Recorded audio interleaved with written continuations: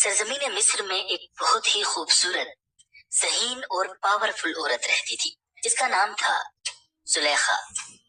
जुलेखा मिस्र के एक बहुत ही इम्पोर्टेंट मिनिस्टर की बीवी थी। उसके पास दुनिया की हर चीज थी, दौलत, शोहरत, आलीशान महल और नौकर चाकर।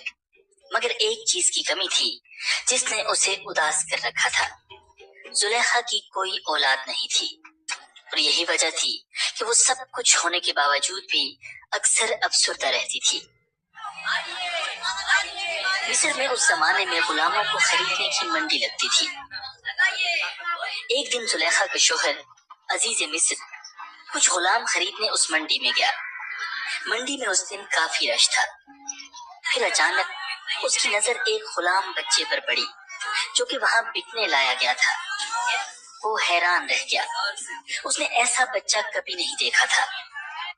निहायत खूबसूरत, मासूम और पुरवकार बच्चा जिसके चेहरे पर नूर चमक रहा था। सारी मंडी की नजरें उस बच्चे पर जमी हुई थी। अजीज मिस्र ने फौरन फैसला कर लिया कि ये बच्चा वो खुद खरीदेगा। बोली शुरू हो गई, कीमतें बढ़ती गईं और आखिरकार अजीज मिस्र ने वो बच्चा खरीद लिया। उसे लेकर वो अपने महल चला गया। नाज़रीन, ये बच्चा कोई और नहीं बल्कि अल्लाह रब्बुल इज्जत के प्यारे नबी हजरत यूसुफ अलैहिस्सलाम थे। मगर सोचने की बात है कि हजरत यूसुफ अलैहिस्सलाम जैसा मासूम और अजीम बच्चा मिस्र की गुलामों की मंडी तक आखिर पहुंचा कैसे? इसके पीछे है धोखे और साजिश की एक निहायत दर्द भरी कहानी जिसे अल्लाह रब्बुल इज्जत ने खुद कुरान में बयान किया है। कहानी शुरू होती है फलस्तीन के इलाके केनान से, जहां अल्लाह के पैगंबर हजरत याकूब अलैहिस्सलाम अपने खानदान के साथ रहते थे। अल्लाह ताला ने हजरत याकूब अलैहिस्सलाम को 11 बेटे अता किए थे, मगर उन सब में सबसे ज्यादा खूबसूरत और सबसे ज्यादा ज़हीन थे हजरत यूसुफ अलैहिस्सलाम। याकूब अलैहिस्सलाम को हजरत यूसुफ अलैहिस्सलाम से बेहद मोहब्बत थी, लेकिन यही मोहब्बत उनके सौतेले भाइयों को बर्दाश्त नहीं होती थी। उनके दिलों में हसद भरने लगा। क्यों अब्बू यूसुफ से इतना प्यार करते हैं? हम भी तो बेटे हैं, हमें कम क्यों समझा जाता है?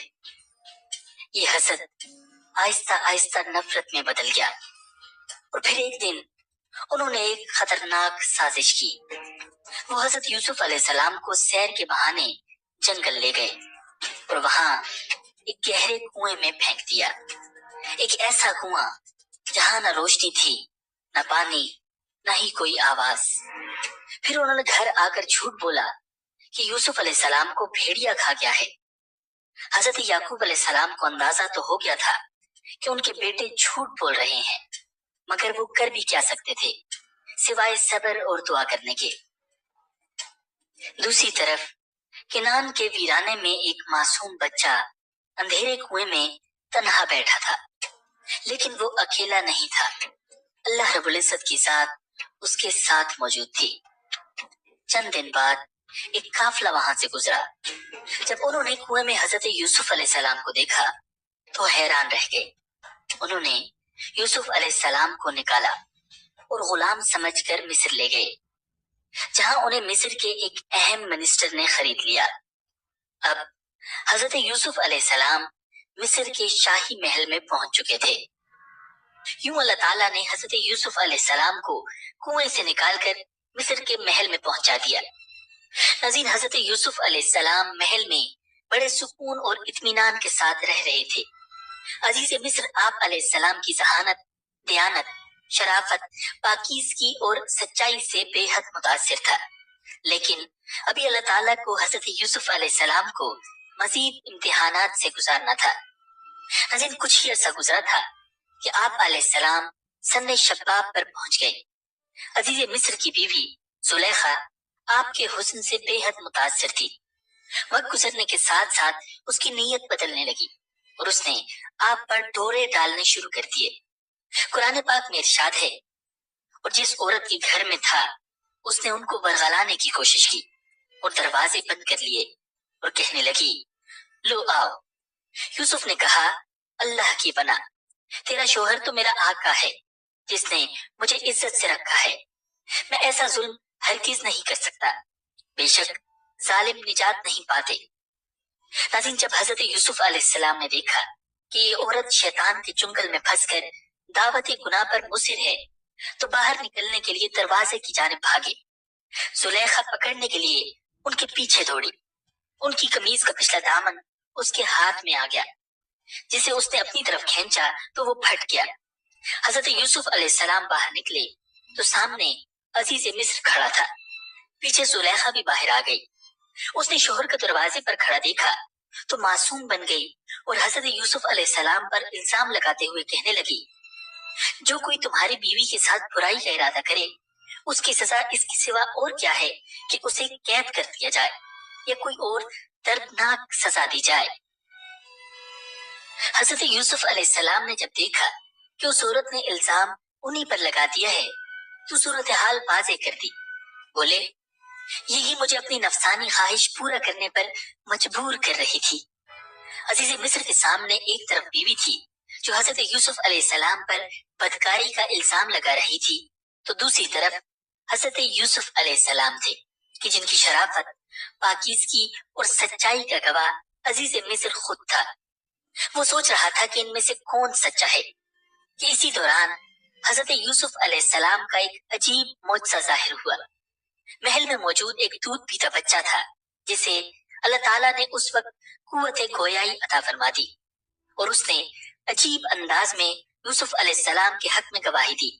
اس بچے نے کہا کہ حضرت یوسف کا کرتا دیکھا جائے، اگر ان کا کرتا آگے سے پھٹا ہوا ہے تو عورت سچی ہے اور یہ جھوٹے ہیں، اور اگر ان کا کرتا پیچھے سے پھٹا ہوا ہے تو یہ جھوٹی ہے اور وہ سچے ہیں۔ جب عزیز مصر نے یوسف کا کرتا دیکھا تو وہ پیچھے سے پھٹا ہوا تھا۔ اس نے کہا، یہ تم عورتوں کی مکاری ہے، واقعی تم عورتوں کی مکاری بڑی سخت ہے۔ اور اس طرح موجزانہ انداز میں حضرت یوسف علیہ السلام کی بے گناہی ثابت ہو گئی۔ ناظرین، عزیز مصر نے اپنی بدنامی کے ڈر سے اس معاملے کو رفع دفع کرنے کا کہا اور زلیخا کو اس گناہ سے توبہ کرنے کی تلقین کی، مگر زیادہ دیر تک یہ بات چھپی نہ رہ سکی اور یہ واقعہ دربار خاص سے ہوتا ہوا شہر کی خواتین تک میں عام ہو گیا۔ انہوں نے زلیخا کو بدنام اور اسے لعن طعن کرنا شروع کر دیا، جس کا ذکر قرآن مجید میں یوں کیا گیا ہے، اور عورتوں نے شہر میں چرچا کیا کہ عزیز مصر کی بیوی اپنے غلام کو ورغلا رہی ہے، اس کی محبت میں فریفتہ ہو گئی ہے۔ ہمارے خیال میں تو یقینی طور پر وہ کھلی گمراہی میں مبتلا ہے۔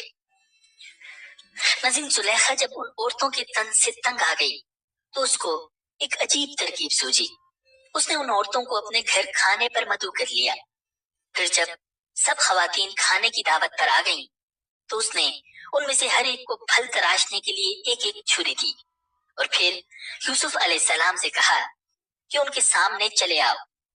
ان عورتوں نے جب حضرت یوسف علیہ السلام کے حسن و جمال کو دیکھا تو ایسی مدہوش ہوئیں کہ پھل تراشنے کے بجائے اپنے ہاتھ کاٹ لیے اور بے اختیار بول اٹھی، سبحان اللہ، یہ انسان ہرگز نہیں، یہ تو یقیناً کوئی بہت بزرگ فرشتہ ہے۔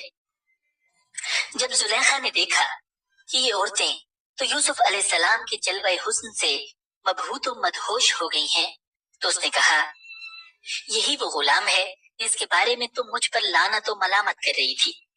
بات واقعی سچ ہے کہ میں نے اپنا مطلب نکالنے کے لیے اس پر ڈورے ڈالے، مگر یہ بچ نکلا، اور اگر یہ میرے کہنے پر عمل نہیں کرے گا تو اسے قید ضرور کیا جائے گا اور یہ ذلیل ہو کر رہے گا۔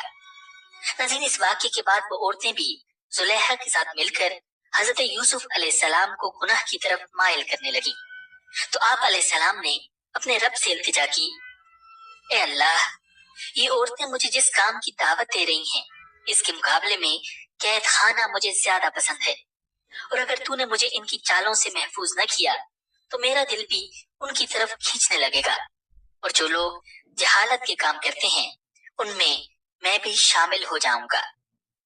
ناظرین، زلیخا کے داؤ پیچ ناکام ہو گئے تو اس نے حضرت یوسف علیہ السلام کو قید خانے میں ڈالنے کا تہیہ کر لیا۔ اس نے اپنے شوہر کو مجبور کیا کہ اس کی جس قدر رسوائی اور بدنامی ہو چکی ہے اس کے توڑ کے لیے यूसुफ को कैद खाने में डाल दिया जाए ताकि लोगों को मालूम हो कि जुलेखा बेकसूर है। हजरत यूसुफ अलैहिस्सलाम की इफ़्फ़त व पाकदामनी साबित होने के बावजूद अजीज मिस्र ने उन्हें जिंदान में डाल दिया। यूं अल्लाह ताला ने जेल जाने की दुआ कबूल फरमाकर एक तरफ तो उन्हें औरतों की चालबाजियों से बचा लिया, तो दूसरी तरफ शाह मिस्र के कुर्ब और हुकूमत में शामिल होने के मौके फराहम कर दिए। नाज़रीन, आप अलैहिस्सलाम जेल में कैदियों की खबरगिरी करते और उनसे प्यार और मोहब्बत से पेश आते। बहुत जल्द ही आप कैदियों में मकबूल हो गए। इसी दौरान महल के दो खास आदमी बादशाह को जहर देने के इल्जाम में गिरफ्तार करके कैद खाने लाए गए। उनमें से एक शाही साकी यानी बादशाह को मशरूबात पिलाने वाला और दूसरा बावर्ची था। एक रात उन दोनों ने अजीबो गरीब ख्वाब देखे, जिसकी ताबीर के लिए हजरत यूसुफ अलैहिस्सलाम से रुजू किया गया। एक ने ख्वाब में खुद को शराब नचोड़ते देखा और दूसरे ने देखा कि वो अपने सर पर रोटी उठाए हुए है, जिसे परिंदे नोच नोच कर खा रहे हैं। आप अलैहिस्सलाम ने फरमाया, ए मेरे कैद खाने के रफीको, तुम दोनों में से एक तो अपने बादशाह को शराब पिलाने पर मुकर्रर हो जाएगा, लेकिन दूसरा सूली पर चढ़ाया जाएगा और परिंदे उसका सर नोच नोच कर खाएंगे। नाज़रीन, आप अलैहिस्सलाम की बताई हुई ताबीर हर्फ बहर्फ पूरी हुई। आपने दोनों अशखास में से जिसके बारे में बताया था कि वो बादशाह का साकी लगेगा, जब वो रिहा हुआ तो आपने उससे कहा, अपने आका से मेरा जिक्र भी करना। लेकिन शैतान ने उसको बादशाह से आपका जिक्र करना भुला दिया और इस तरह आप अलैहिस्सलाम कई बरस जेल खाने ही में रहे। नाज़रीन, रिवायात में आता है कि आप तकरीबन 7 साल जेल में रहे। बिलाखिर अल्लाह रब्बुल इज्जत ने अपने महबूब नबी की बाइज्जत रिहाई का बंदोबस्त फरमा दिया।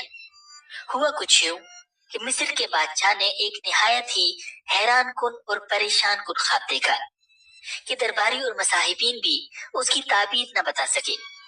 कुरान पाक में उसे यूं बयान किया गया है, और बादशाह ने कहा, मैं ख्वाब देखता हूँ कि 7 मोटी गायें हैं जिन्हें 7 दुबली गायें खाती हैं, और 7 सब्ज खोशे हैं और 7 खुश्क। ए दरबार वालों, मुझे मेरे ख्वाब की ताबीर बतलाओ, अगर तुम ख्वाब की ताबीर देने वाले हो। उन्होंने कहा, ये ख्याली ख्वाब है और हम ऐसे ख्वाबों की ताबीर नहीं जानते। उस वक्त दरबार में वो शाही साकी भी मौजूद था। उसे जेल में कैद हजरत यूसुफ अलैहिस्सलाम याद आ गए। उसने बादशाह से कहा, अगर मुझे जेल खाने जाने की इजाजत इनायत फरमा दें तो मैं इस ख्वाब की ताबीर आपको ला दूंगा। बादशाह ने उसे इजाजत दे दी तो वो हजरत यूसुफ अलैहिस्सलाम के पास आया। कुरान पाक में इरशाद बारी ताला है, जब वो यूसुफ के पास आया तो कहने लगा, ए यूसुफ, आप बड़े सच्चे हैं, आप हमें इस ख्वाब की ताबीर बतलाइए कि 7 मोटी ताजी गायें हैं जिन्हें 7 दुबली पतली गायें खा रही हैं, और 7 सब्ज खोशे हैं और 7 ही खुश्क, ताकि मैं उन लोगों के पास वापस जाकर ताबीर बताऊं। अजब नहीं कि वो आपकी कदर जान जाएं। यूसुफ अलैहिस्सलाम ने कहा, तुम 7 साल तक मुसलसल गल्ला जमीन में उगाओगे। इस दौरान जो फसल काटो उसको उसकी बालियों ही में रहने देना। अलबत्ता थोड़ा सा गल्ला जो तुम्हारे खाने के काम आए वो निकाल लिया करो। फिर इसके बाद तुम पर 7 साल ऐसे आएंगे जो बड़े सख्त कहत के होंगे, और जो कुछ जखीरा तुमने इन सालों के वास्ते जमा कर रखा होगा उसको खा जाएंगे। हाँ, अलबत्ता थोड़ा सा हिस्सा जो तुम महफूज कर सकोगे सिर्फ वो बच जाएगा। फिर इसके बाद 1 साल ऐसा आएगा जिसमें लोगों पर खूब बारिश होगी और वो उसमें अंगूर का शीरा नचोड़ेंगे। हजरत यूसुफ अलैहिस्सलाम ने न सिर्फ ख्वाब की ताबीर बयान फरमाई, बल्कि अनाज को कीड़े से महफूज रखने के लिए हमदर्दाना मशवरा भी दे दिया। नाज़रीन, शाही साकी ने बादशाह के दरबार में हाजिर होकर जब ख्वाब की ये ताबीर बयान की तो बादशाह बहुत हैरान हुआ। उसने हुक्म जारी किया कि ताबीर बताने वाले को दरबार में पेश किया जाए। कासिद फौरी तौर पर हजरत यूसुफ अलैहिस्सलाम की खिदमत में हाजिर हुआ और दरबार में चलने की दरखास्त की। आप अलैहिस्सलाम ने फौरी तौर पर जाना पसंद न फरमाया और कासिद से कहा, अपने बादशाह के पास जाकर पूछो کہ ان عورتوں کا حقیقی واقعہ کیا ہے جنہوں نے اپنے ہاتھ کاٹ لیے تھے؟ اس پر بادشاہ نے عورتوں کو طلب کیا اور پوچھا، اے عورتوں، کیا ہوا تھا جب تم نے یوسف کو اپنی طرف مائل کرنا چاہا؟ سب نے یک زبان ہو کر کہا، حاشا للہ، ہم نے ان میں کوئی برائی نہیں دیکھی۔ عورتوں نے جب حضرت یوسف علیہ السلام کی پاک دامنی کی گواہی دے دی تو زلیخا شرم سے پانی پانی ہو گئی۔ وہ بولی، اب سچی بات تو ظاہر ہو ہی گئی ہے، اصل یہی ہے کہ میں نے ان کو اپنی طرف مائل کرنا چاہا تھا اور وہ بے شک سچے ہیں۔ ناظرین، دراصل حضرت یوسف علیہ السلام نے رہائی سے قبل یہ ضروری سمجھا کہ اس معاملے کی اصل حقیقت کھل کر واضح ہو جائے، جس کی بنا پر وہ کئی برس تک جیل میں رہے۔ حضرت یوسف علیہ السلام کو دربار میں لایا گیا تو بادشاہ نے بڑا پرتپاک خیر مقدم کیا اور آپ علیہ السلام سے خواب کی تمام تفصیلات اور ان کا حل دریافت کیا۔ بادشاہ آپ کی فہم و فراست اور فطانت و ذہانت سے بے حد متاثر ہوا۔ جب حضرت یوسف علیہ السلام نے قحط کے اثرات سے بچنے کی تدبیر بتائی تو بادشاہ نے پوچھا کہ اس کا انتظام کون کرے گا؟ اس پر حضرت یوسف علیہ السلام نے پیشکش کی کہ میں یہ ذمہ داری لینے کو تیار ہوں۔ یوسف علیہ السلام نے کہا کہ آپ مجھے ملک کے خزانوں کے انتظام پر مقرر کر دیجئے۔ یقین رکھیے کہ مجھے حفاظت کرنا خوب آتا ہے اور میں اس کام کا پورا علم رکھتا ہوں۔ بادشاہ مصر ایک جہاں دیدہ، تجربہ کار اور چہرہ شناس شخص تھا۔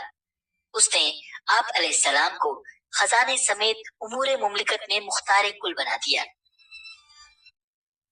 کئی سال گزر چکے تھے۔ زلیخا کا شوہر عزیز مصر فوت ہو چکا تھا اور زلیخا اب تنہا رہ گئی تھی۔ وقت نے اس کے حسن کو زائل کر دیا تھا اور وہ جو کبھی شاہی محل کی زینت تھی اب ایک عام سی بوڑھی عورت بن چکی تھی۔ ایک دن زلیخا پھٹے پرانے لباس میں سڑک کنارے بیٹھی تھی۔